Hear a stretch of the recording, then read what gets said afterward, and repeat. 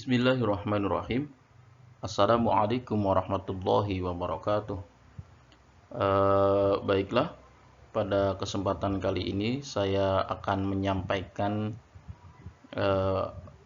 video pembelajaran terkait permasalahan dalam bimbingan konseling, yaitu permasalahan siswa yang malas dan kurangnya motivasi belajar pada siswa. Video pembelajaran ini untuk memenuhi tugas ulangan tengah semester pada mata kuliah bimbingan konseling di kelas A26. Yang pertama yaitu sebagai pendahuluan, kita harus tahu bahwa belajar itu merupakan hal yang sangat penting bagi manusia. Jadi kenapa belajar itu merupakan hal yang sangat penting bagi manusia? Yang pertama, belajar merupakan aspek yang sangat fundamental atau yang sangat dasar dalam kehidupan manusia sejak masa kanak-kanak hingga masa dewasa. Belajar juga terus berperan dalam membentuk pengetahuan, membentuk keterampilan, kemudian membentuk pemahaman kita tentang dunia di sekitar kita. Belajar juga memainkan peran yang sangat krusial dalam perkembangan manusia sepanjang hidupnya. Melalui belajar kita dapat memperoleh pengetahuan baru. Melalui belajar juga kita dapat mengasah keterampilan, kemudian dapat memperluas wawasan dan menggali potensi pribadi yang ada dalam diri kita. Selanjutnya, ada faktor-faktor yang mempengaruhi belajar siswa atau belajar pada anak. Yang pertama yaitu faktor internal. Faktor internal yaitu faktor yang ada di dalam diri anak tersebut.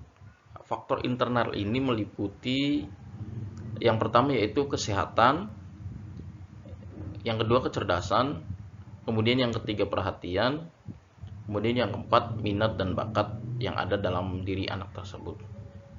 Faktor yang kedua yaitu faktor eksternal. Faktor eksternal merupakan faktor yang terjadi, yang tercipta dari luar si anak tersebut,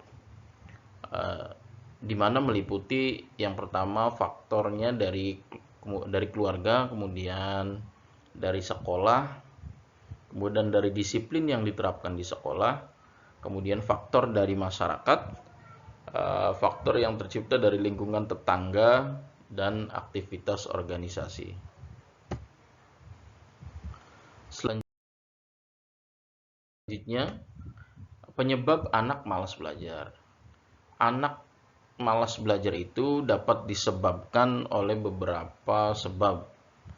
Dalam hal ini yang pertama bisa jadi anak malas belajar itu karena pelajarannya yang kurang relevan dengan si anak tersebut. Kemudian yang kedua, anak malas belajar disebabkan tidak menemukannya kesenangan dalam proses belajar. Selanjutnya, anak malas belajar juga disebabkan sikap orang tua atau guru yang kurang baik. Kemudian yang keempat, jarang mendapatkan apresiasi. Yang kelima, penyebab anak malas belajar yaitu rendahnya rasa percaya diri terhadap si anak tersebut. Selanjutnya, penyebab yang terakhir yaitu banyaknya batasan terhadap si anak tersebut. Kemudian, bagaimana cara mengatasi anak yang malas belajar? Ada dua cara mengatasi anak yang malas belajar. Yang pertama yaitu kita harus mengingat bahwa anak adalah individu yang merdeka. Seorang anak tidak bisa sepenuhnya sesuai dengan harapan orang tua, karena bagaimanapun mereka adalah individu yang merdeka. Dengan memandang bahwa anak berdasarkan dirinya sendiri, maka akan memudahkan orang tua untuk berfokus pada perkembangan diri sang anak ketimbang menilai mereka sesuai ekspektasi dari orang tua tersebut. Kemudian cara yang kedua, mengatasi anak yang malas belajar, kita harus cari tahu minat anak. Sebagai orang tua, selayaknya usaha dalam mencari tahu minat anak yang harus dilakukan.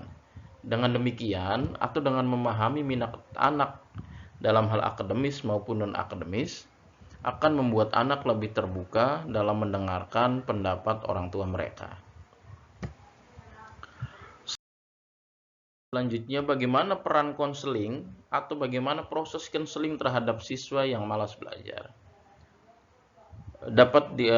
Proses konseling terhadap siswa yang malas belajar dapat dilakukan dengan beberapa cara. Yang pertama yaitu Guru dapat berkomunikasi dengan orang tua siswa. Guru juga bekerja sama untuk melihat perkembangan siswa. Selanjutnya, proses konseling dapat dilakukan dengan mendorong orang tua harus lebih memperhatikan si anak agar tidak lagi malas, dan orang tua harus selalu memberikan motivasi belajar terhadap anak tersebut. Kemudian yang ketiga dapat dilakukan dengan guru memberikan motivasi dan dorongan agar siswa lebih terbuka dan mudah berinteraksi dengan orang lain.